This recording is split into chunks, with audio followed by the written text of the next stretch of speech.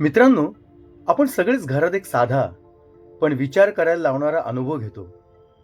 एखादा साबण संपत आला की आपण साबण फेकून देत नाही, त्याला नवीन साबणाची एक जोड लावतो. दोघं थोडा वेळ एकत्र विरघळतात, मिसळतात आणि मग जुना साबण हळूहळू हरवतो, पण त्याचा भाग नवीन साबणात मिसळून जातो. बाबा साबण तुटला. ओ कुठला आयडिया आणि काय करूया, ह्या साबणाला आपण हा साबण असा चिटकून द्यायचा. ठीक आहे. हीच गोष्ट आपल्या आयुष्यातही लागू होते.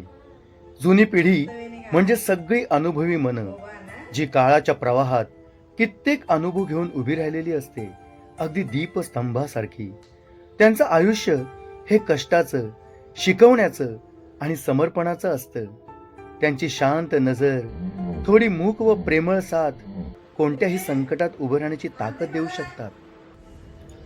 आजच्या पिढीला वाटतं ते जुनं झालंय, त्यांच्या सवयी, त्यांची विचारधारा आता मागे पडली.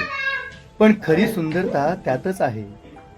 त्या जुन्या अनुभवांना, मूल्यांना, संस्कारांना जर नव्या विचारांची जोड दिली तर नवा सुवास तयार होतो. साबण विरघळतो, पण तो वाया जात नाही, तो नवीनात मिसळतो.